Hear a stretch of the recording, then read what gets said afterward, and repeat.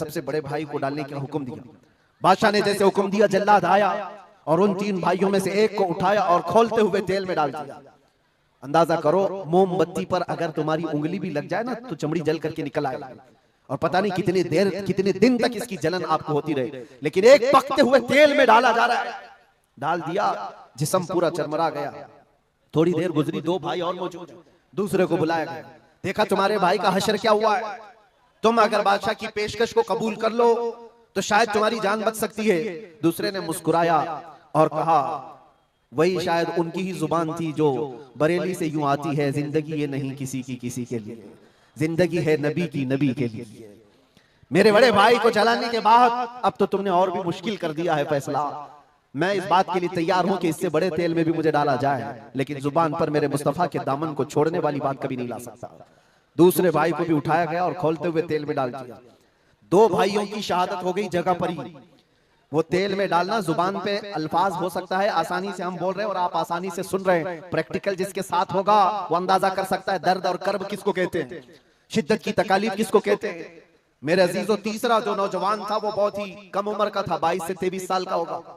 बादशाह का जो वजीर वहां पर था उसने देख करके बादशाह से कहा, इस लड़के को मेरे हवाले कर दीजिए, मैं इसको बदल करके लाऊंगा, मेरा चैलेंज है। क्यों, जान इसकी भी ले लेंगे, मैं इसको बदल करके लाऊंगा। इतने मजबूत लोग कैसे हो सकते हैं अरब के कि खोलते हुए तेल में इनके भाइयों को डाला गया तब भी ये बदल नहीं रहे।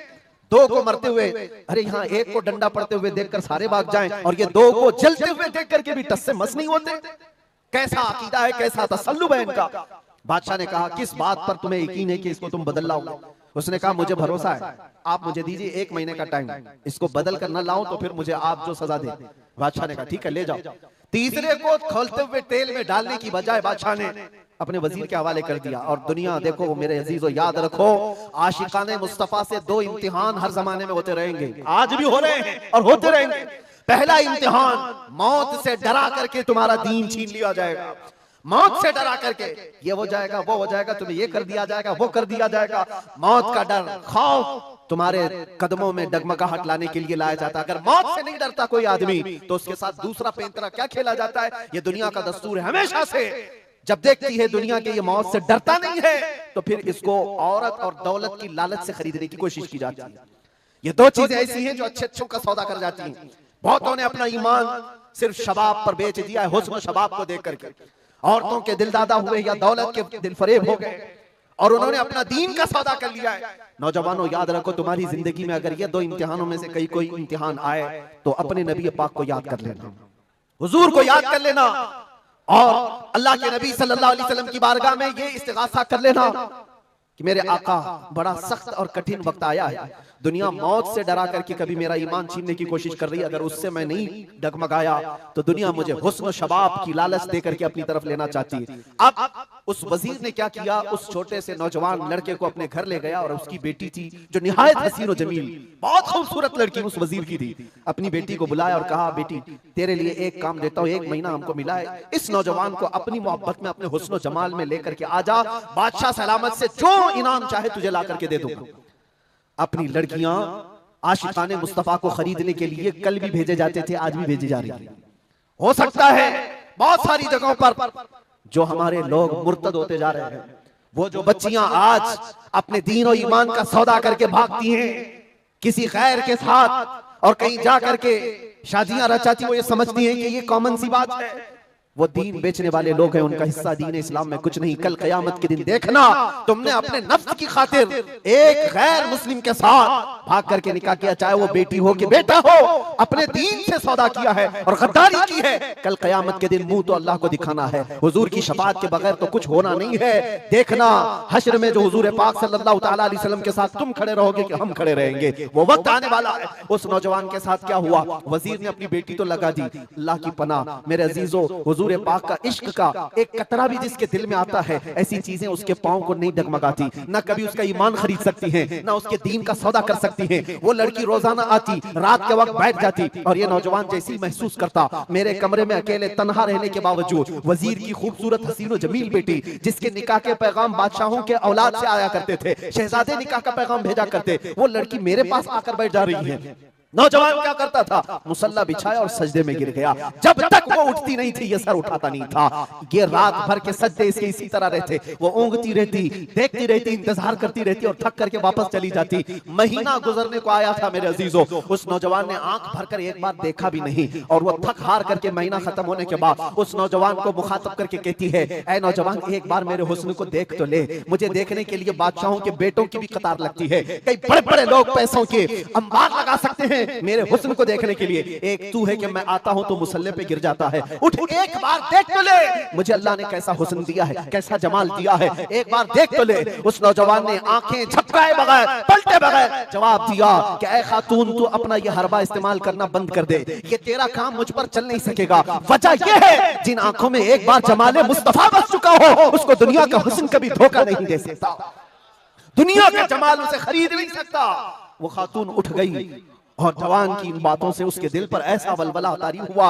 वो खातून कहती है, ऐ नौजवान खड़ा हो जा, मैं तुझे खरीदने नहीं आई, मैं तुझे अपनी दामे फरेब में फंसाने नहीं आई, उठ जा, अब मेरी एक अर्जी सुन ले। नौजवान उठा और पूछा क्या अर्जी है? कहती है कि मैं अब तेरी मोहब्बत में गिरफ्तार हूँ, मैं चाहती हूँ कि तू मेरे दीन में ना आ बल्कि तू अपने दीन में मुझे दाखिल कर ले। जिसके हुस्न ने तेरी आंखों को ऐसा बाकमाल बनाया है कि तन्हा होते हुए भी कभी तूने मेरे हुस्न को नहीं देखा, मैं चाहती हूँ कि उस हुस्न के पैकर जमाले मुस्तफा की मैं भी दिलदादा हो जाऊं। उस नौजवान को उठाया और कहा, मुझे पढ़ा दे ला इलाहा इल्लल्लाह मुहम्मदुर रसूलुल्लाह। हर जमाने में आशिकाने मुस्तफा जो होते हैं, हर जमाने में जो आशिकाने मुस्तफा होते हैं वो दूसरों की छाप अपने ऊपर लेते नहीं हैं बल्कि जहां जाते हैं अपनी छाप दूसरों पर छोड़ करके आते हैं। यही होती है जिंदगी आशिकाने मुस्तफा की। उस नौजवान ने उसे कलमा तैयबा पढ़ाया और उस खातून ने कहा, चलो यहाँ से निकलो, कुफ्रिस्तान से निकल करके हम निकाह करते हैं और साथ जिंदगी गुजारेंगे। तवज्जो चाहता हूँ, तवज्जो चाहता हूँ, ये मेरी बात को खत्म होने दो।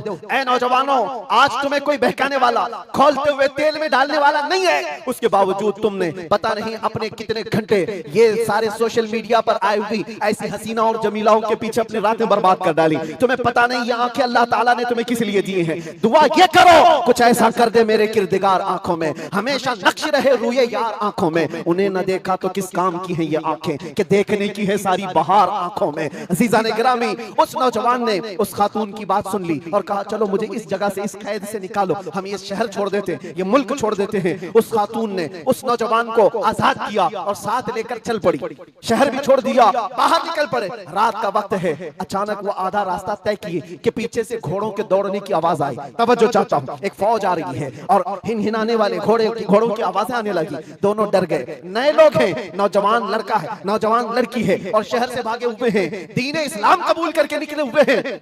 बादशाह को हो सकता है खबर हो गई होगी, वजीर को पता चल गया होगा कि कैद से निकला हुआ ये फरार मुजरिम हमारा शहर छोड़कर जा रहा है। पूरी फौज आती हुई नजर आ रही थी। ये दोनों एक दरख्त के पीछे ओट पर छुप कर खड़े हो गए। पता नहीं अब इसके आगे क्या होने वाला है, हमें गिरफ्तार कर लिया जाएगा, हो सकता है हमारा भी अंजाम वही होगा जो हमारे दो भाइयों के साथ हुआ। लेकिन इत्तेफाक की बात है वो घोड़े करीब से करीब आते गए, वो फौज करीब आ गई और जब आ गई तो करीब आकर वो फौज रुक गई। इन्होंने देखा नहीं ये फौज कौन थी, ये लोग कौन थे। दरख्त के पीछे छुपे हुए हैं नौजवान और वो दुशीसा। अचानक आने वाली फौज में से एक गरजती हुई आवाज आती है, नाम लेकर के नौजवान का पुकारा जाता है, ऐ फलां बिन फलां बाहर आ जा, बाहर आ जा। बाहर ये नौजवान आता है तो देखता है बादशाह की फौज नहीं है, वजीर की फौज नहीं है, बल्कि वो दोनों शहीद भाई घोड़े पर सवार है और सारी फौज में रसूलुल्लाह के वो शहीद सहाबा तशरीफ लाए हुए हैं। नारे तकबीर, नारे रिसालत, नारे रिसालत।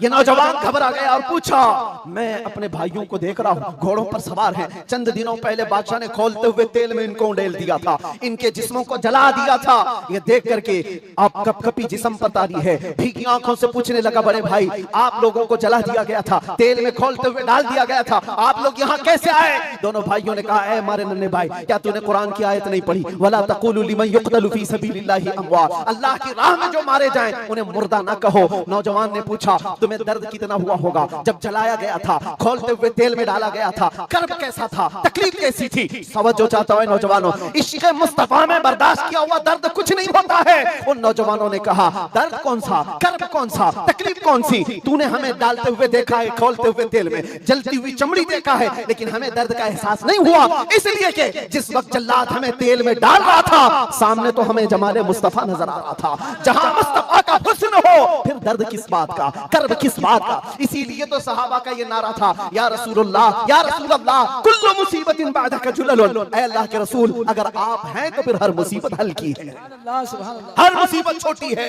ऐ नौजवानों, दुनिया ने खरीदने की कोशिश की है, लेकिन जो जमाले मुस्तफा का दिल दाता है वो दुनिया के हालात से न बिकता है न झुकता है। अपना मिशन ऐसा बनाओ कि तुम्हें 100-500 रुपए में खरीदे जाने वाली कौम का लकब न दिया जाए, बल्कि इकबाल आज से 100 साल पहले कहता था। इकबाल शायर मशरिक, अंग्रेजों ने क्या कहा था हमारे मुतालिक, वो अपने शार में कहा है। अंग्रेज क्या कहते थे? थक गए थे, थक गए थे। आपको क्या पता है हिंदुस्तान की इस आजादी में जितने आज बड़े बुलंद बांग दावे किए जाते हैं, पता है नौजवानों, तारीख याद रखो, 30,000 उलमाए अहले सुन्नत को इन्होंने दिल्ली से लेकर कश्मीर तक हर झाड़ी पर फांसी पे लटकाया हुआ था। 30,000 उलमाए अहले सुन्नत। काला पानी की सजा अंडमान निकोबार में किसको दी गई थी? अल्लामा फजले खैराबादी, इनायत अहमद काकोरवी, जिनकी पीठ की हड्डी तोड़ दी गई थी, खड़े नहीं हो सकते थे। 8-8 साल 10-10 साल तक झुकी हुई कमर के साथ इनको सजाएं दी गई। किफायत अली काफी कौन है जिनको भरे बाजार में चौराहे पर लाकर अंग्रेजों ने फांसी पर चढ़ाया था? जालिमात तारीख भुला देते हैं या तारीख के चेहरे पर आज मट्टी थोपने की कोशिश की जाती है और हमारे नौजवान है कि याद नहीं रखते हमारी तारीख। या आशिकाने मुस्तफा थे, अंग्रेजों की नाक में अगर किसी ने दम किया था तो वो आशिकाने मुस्तफा की जमात थी, आशिकाने मुस्तफा की जमात थी। किफायत अली काफी को सूली पर चढ़ा रहे थे, लेकिन जानते हो उससे पहले किफायत अली काफी एक आलिम दीन, उस आलिम दीन को गिरफ्तार करने के लिए कितने कुत्ते आए थे? 3,000 अंग्रेजों की फौज ने मिलकर के एक आलिम दीन को गिरफ्तार किया था। हमेशा से यही तारीख रही है, हमेशा से। इसलिए क्या पता है कि रसूलुल्लाह सल्लल्लाहु तआला अलैहि वसल्लम का शेर 1-2 के काबू में आ भी नहीं सकता, हमेशा घेर कर मारने की आदत कुत्तों की रही। करबला में भी तो यही हुआ, अकेले इमाम हुसैन के साथ सुबह से लेकर दोपहर तक लड़ते रहे। और आपको पता है एक हुसैनी जवान ने 200 यजीदियों को मार डाला है, एक ने। तारीख खाली मरने वालों की ना बताओ, शहीद होने वालों की नहीं बताओ, ये भी देखो हुसैनियों ने कितनों को सुलाया है। एक हुर बिन यजीद जो एक रात पहले इमाम हुसैन के पास आकर बैत किए थे, एक रात पहले, और उन्होंने दूसरे दिन जंग शुरू की थी तो 120 लोगों को मारा था। आप अंदाजा करो, एक रात का हुसैनी 120 को सुला सकता है, तो अंग्रेज अच्छी तरह जानते हैं जो पैदाइशी हुसैनी हो कितनों को सुला सकता है, सब पता है। किफायत अली काफी को 7 दिन तक गिरफ्तार करके उनके जिस्म पर इस्त्री चलाते थे, गरम इस्त्री चलाते थे, और जब चमड़ी जलती थी तो उस पर नमक छिड़कते थे। और किफायत अली काफी को बार बार कहते फतवा बदल डालो, आ जाओ हमारे वजारत में, हमारा मनसब ले लो, हर महीने पाउंड दिए जाएंगे, बरतानिया के पाउंड। लेकिन आशिक़ मुस्तफा डॉलर और बरतानिया के पाउंड पर नहीं बिकता, वो हुस्न मुस्तफा का दिल दादा होता। 8वें दिन जब उनको फांसी पर चढ़ाया गया था,